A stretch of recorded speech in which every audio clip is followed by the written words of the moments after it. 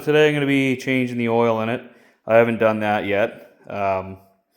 Anyway, the guy that I bought it from, he just changed the oil before I bought it. Took his word for it.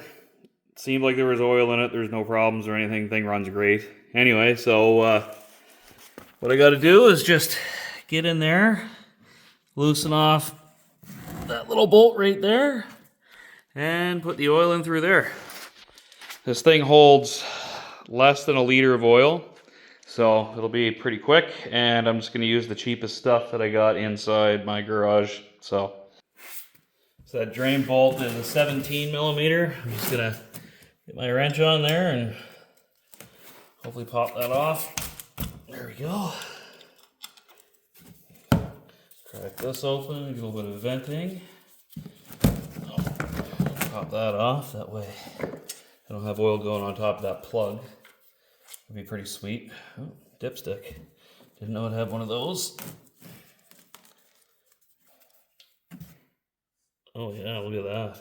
I think she might be burning a little bit of oil, because that looks, I don't know if you can see that. It doesn't really look like a whole lot of oil coming out of there. I could definitely be taking better care of this thing, but again, I didn't pay very much for it, and I just used this for kind of farting around with my buddy out in the woods, going back and forth between each other's houses.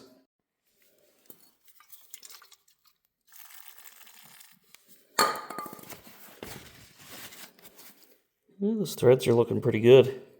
Doesn't look like it's been stripped or anything, so that's nice.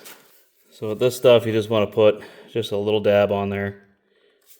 Just enough so when I go to tighten it in, it just kind of makes its way through all the threads. I'm probably going to wipe some of that off. There we go. So yeah, that's what that looks like. You don't really need to worry about it being smeared the whole way around, because once I screw that in, it's going to make its way in all the threads. So it looks like the engine's finished dripping oil here, so let's give that a quick little wipe right here. Grab my drain plug, put the thread sealant on there, and just thread it back in. Man, that thread's in nice. Nothing worse than going and putting a drain plug in and it feels all chunky all the way up, and you're not really too sure if you're going to be stripping her out or not.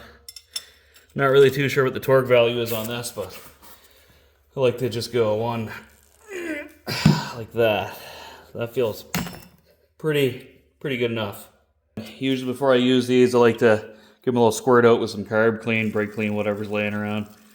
Sometimes you get a little bit of dust on there. I'm sure it doesn't really matter, but I'm kind of an idiot and I care about that a little bit. So we'll give that a couple good shakes. Stick that in the hole. We'll grab our super cheap oil. I think I've had this for probably somewhere around 8 years or so. I have no idea where I got it, but I definitely know where it's going. Pour in just a little bit more here. That's probably good enough. I couldn't find anything online about if I'm supposed to be checking the level with the bike standing up and level, or if it should just be in situ on its kickstand. So I guess I'll just go this way. Anyway, so there's our oil level. Should be nice and full. Not over full, so that's that. I'm going to adjust the chain tensioners, which are here and on the opposite side, and that's looking pretty floppy.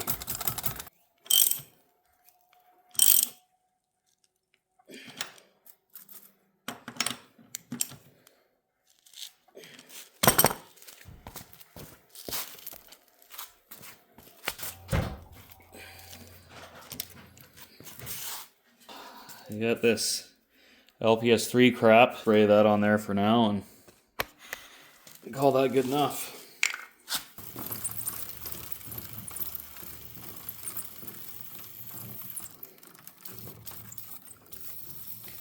Make sure to get that all over the tire too.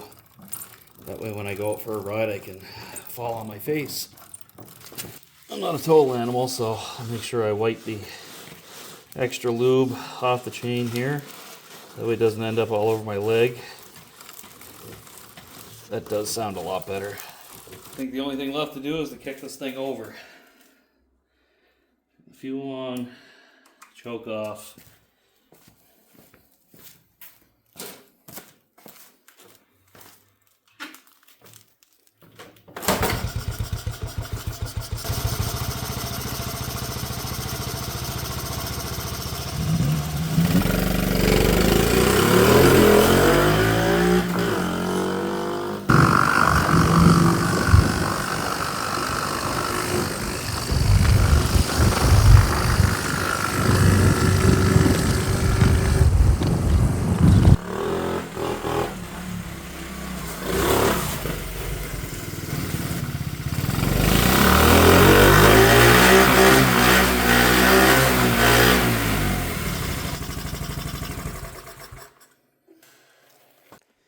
So, test ride went well. Chain didn't fall off. Engine didn't seize. I guess that's a win. See you later.